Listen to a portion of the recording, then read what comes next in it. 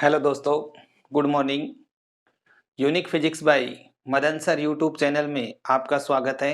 दोस्तों, अपने आज पढ़ने जा रहे हैं इस चैप्टर का जो लास्ट आर्टिकल है अपने पास, अनंत विस्तार की समान आवेशित अचालक परत एक दूसरे के सामने स्थित हैं। दो अचालक परतें अपने पास बड़े आकार की वो इस तरह से एक दूसरे के सामने रखी गई हैं और अपने इनके बीच में कोई बिंदु या परतों के बाहर अपने पास कोई बिंदु है जिस पर विद्युत क्षेत्र का मान अपने को ज्ञात करना है। तो पहला अपने पॉइंट इसमें मान के चलेंगे। इससे पहले अपने जानते हैं कि जो अपने पास अचालक परत के निकट किसी बिंदु पर विद्युत क्षेत्र ये अपने निकाल चुके हैं सिग्मा अपॉन 2 एप्सिलॉन। अब अपने यहाँ पे निकालने जा रहे हैं। पहली कंडीशन अपने ये मानेंगे, फर्स्ट ऑफ, जब दोनों प्लेटों पर आवेश समान है। जब दोनों प्लेटों पर आवेश समान होगा तो अपने पास दो प्लेटें लेते हैं, अनंत विस्तार की प्लेटें अपने पास, और ये दोनों प्लेटें एक दूसरे के सामने रखी हुई हैं। इस प्लेट का नाम फर्स्ट देंगे, इसका नाम सेकंड, इसको चार्ज देंगे, अचालक है तो चार्ज अपने पास प्लेट के अंदर समान रूप से क्या होगा, वितरित हो जाएगा।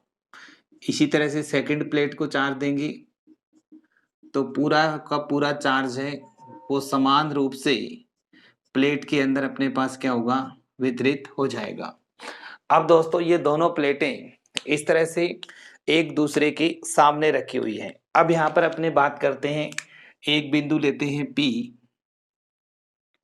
एक लेते हैं Q और एक लेते हैं R।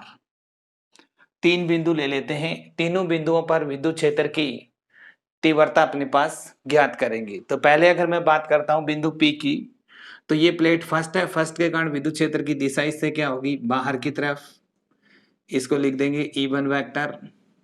दूसरे के कारण विद्युत क्षेत्र की दिशा फिर इससे क्या होगी, बाहर की तरफ, E2 वेक्टर। R पे निकालें तो इसके कारण विद्युत क्षेत्र की दिशा बाहर की तरफ, E1 वेक्टर। इसके कारण भी दिशा क्या होगी, बाहर की तरफ, E2 वेक्टर। इसी तरह से फर्स्ट के कारण निकालेंगे विद्युत क्षेत्र की दिशा बाहर की तरफ, इसके कारण निकालेंगे विद्युत क्षेत्र की दिशा बाहर की तरफ। ये पोजीशन आएगी अपने पास। तो अपने पास बिंदु P, Q और R पर अपने विद्युत क्षेत्र का मान ज्ञात कर सकते हैं। तो P की अगर मैं बात करूं, प्लेटों के बीच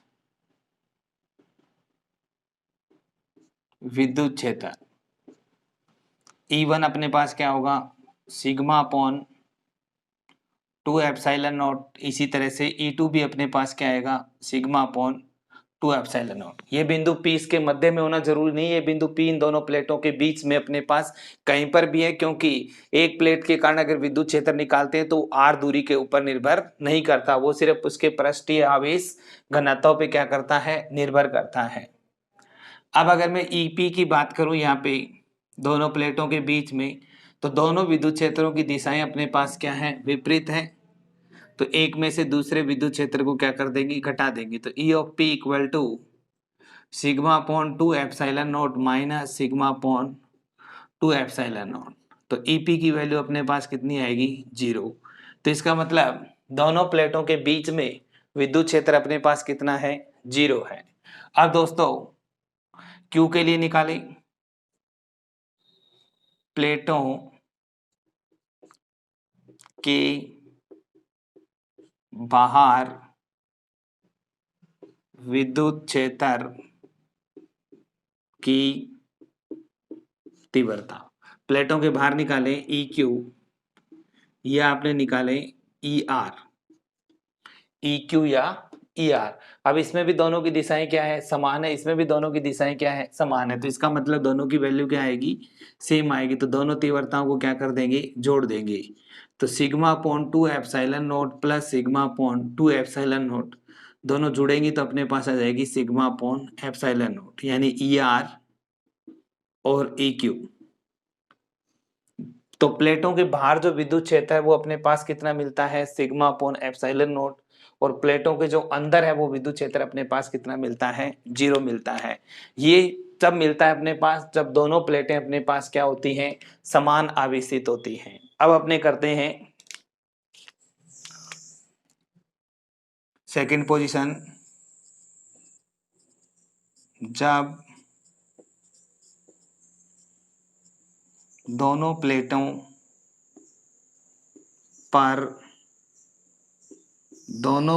पर विपरीत आवेश है। अब दोस्तों विपरीत आवेश की बात करें तो ये अपने प्लेटें ले लेते हैं दो, उसी तरह से ये अपने पास फर्स्ट प्लेट है, ये अपने पास सेकंड है। दोनों प्लेटें एक दूसरे के सामने रखी हुई हैं और दोनों अपने पास कौन सी है, अचालक है। एक पे चार्ज पॉजिटिव है और दूसरी पे अपने पास क्या है, नेगेटिव है। वही पॉइंट ले लेते हैं अपने पास, यहाँ पे क्यू लिया था तो इसको क्यू डैश लेंगे, ये पी डैश, और ये यहाँ पे लेंगे आर डैश। इस पे विद्युत क्षेत्र निकालेंगे। प्लस के कारण दिशा क्या होगी, बाहर की तरफ E1, और माइनस के कारण क्या होगी, अंदर की तरफ। तो अपने पास क्या जाएगा, E2 वेक्टर। इस प्लस के कारण इस पे दिशा आर पे क्या होगी, बाहर की तरफ। इस माइनस के कारण इस पे क्या होगी, अंदर की तरफ, इसकी तरफ होगी E2 वेक्टर। इस पे निकालेंगे, प्लस के कारण क्या होगी, बाहर की तरफ, और माइनस के कारण क्या होगी, अंदर की तरफ, E2 वेक्टर, यानी इसकी तरफ हो जाएगी। अब अपने ईपी की बात करें, ईपी डैश। तो पहले जो ई क्यू डैश है, ई क्यू डैश और ई आर डैश तीव्रताएं हैं। ये दोनों बाहर वाली जो तीव्रताएं अपने पास क्या हो रही हैं, विपरीत दिशा में है। और विपरीत दिशा में है तो अपने पास sigma upon 2 epsilon not minus sigma upon 2 epsilon not. तो E Q dash equal to E R dash equal to क्या हो जाएगा, 0। ये तो अपनों ने किया है दोनों प्लेटों के बीच में है, सॉरी दोनों प्लेटों के बाहर। अब प्लेटों के बीच में निकालेंगे, प्लेटों के बीच में। और ये पॉइंट था अपने पास प्लेटों के बाहर। बीच में निकालते हैं तो अपने पास ईपी डैश, इनकी दिशाएं अपने पास क्या है, समान है। तो E1 plus E2 sigma upon 2 epsilon not plus sigma upon 2 epsilon not. तो ईपी डैश दोस्तों आ जाएगा अपने पास सिग्मा अपॉन एप्सिलॉन नॉट। तो अपनों ने इस आर्टिकल के अंदर देखा है कि जब अपने पास अनंत विस्तार की दो आवेशित अचालक परत है, दोनों परतें एक दूसरे के सामने रखी हुई हैं। अगर दोनों प्लेटों पर समान आवेश दिया जाता है, समान आवेश देने पर अपने पास क्या हुआ, अंदर विद्युत क्षेत्र कितना मिल रहा है, 0, और बाहर विद्युत क्षेत्र कितना मिल रहा है, सिग्मा अपॉन एप्सिलॉन नॉट। और जब अपने दोनों पर आवेशकों को क्या कर देते हैं, विपरीत कर देते हैं, तो विपरीत कर देने पे बाहर विद्युत क्षेत्र कितना हो जाता है, 0, और अंदर कितना हो जाता है अपने पास, सिग्मा अपॉन एप्सिलॉन नॉट। यानी इस वाली पोजीशन से बाहर वाली कंडीशन इसमें क्या आ गई, अंदर, और अंदर वाली कंडीशन कहां पर मिल जाती है, बाहर की पोजीशन पर मिल जाती है। अपने दो तार लेते हैं, दोनों तारों की लंबाई अपने पास क्या है, अनंत है।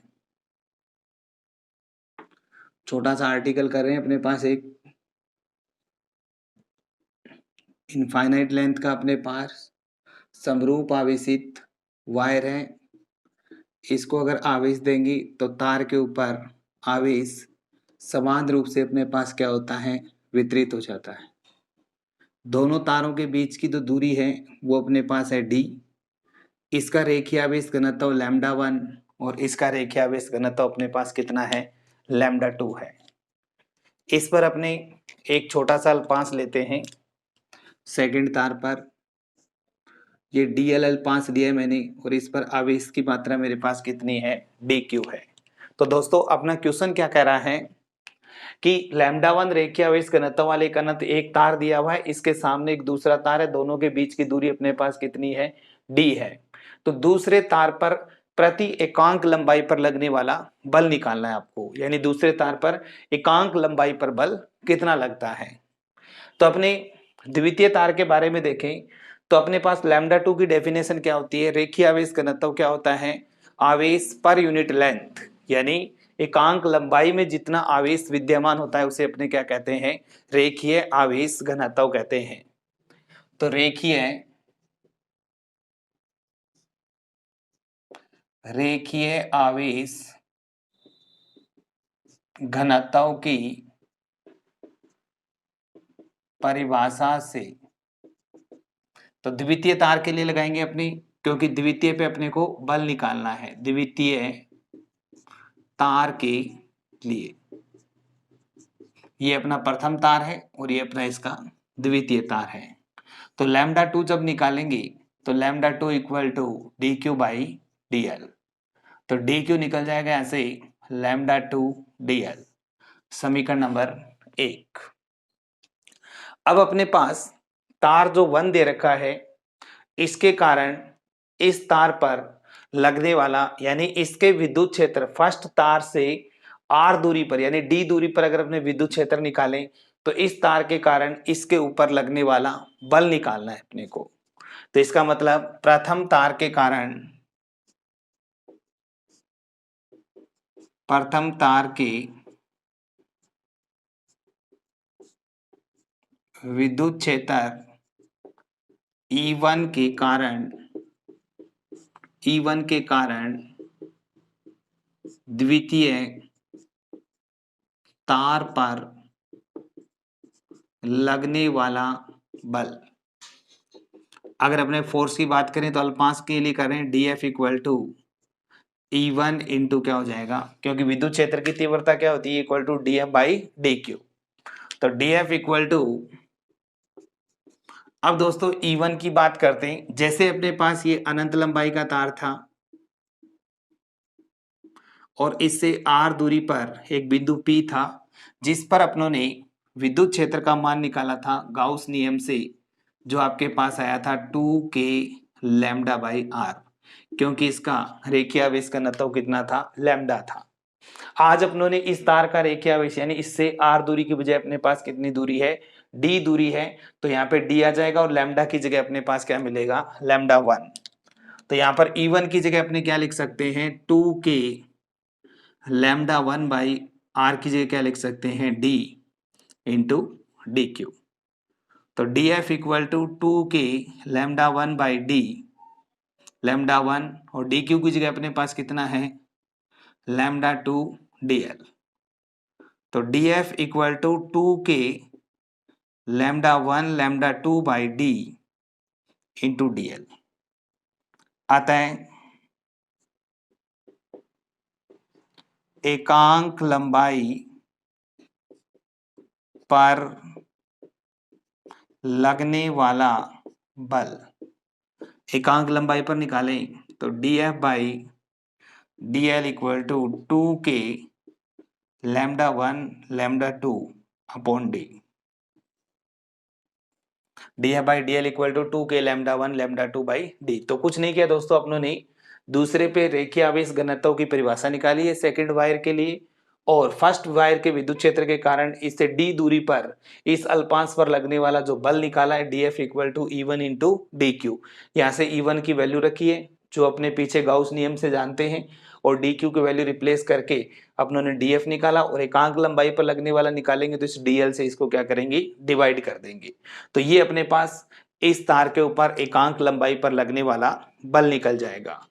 अब अपने बात करते हैं इसके सैद्धांतिक रूप की, तो DF vector by DL equal to 2K λ1 λ2 by D, और इसकी दिशा होगी इसके क्या होगी, लंबवत। तो यहाँ पर अपने क्या लगा देंगे, n कैप लगा देंगे।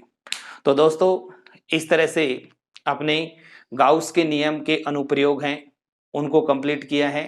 ये अपना सेकंड टॉपिक था विद्युत फ्लक्स, और उससे पहले अपने विद्युत द्विध्रुव विद्युत क्षेत्र के बारे में पढ़ा था। तो ये दो टॉपिक अपने यानी बुक के अकॉर्डिंग फर्स्ट चैप्टर और सेकंड चैप्टर हैं वो अपने कंप्लीट हो चुके हैं, और इसके न्यूमेरिकल्स की जो एक्सरसाइज है वो अपने नेक्स्ट लेक्चर के अंदर सोल्व करेंगे।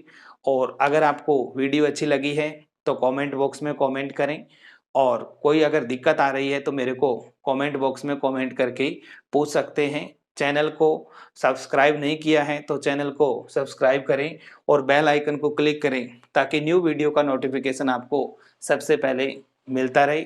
Thank you for watching video.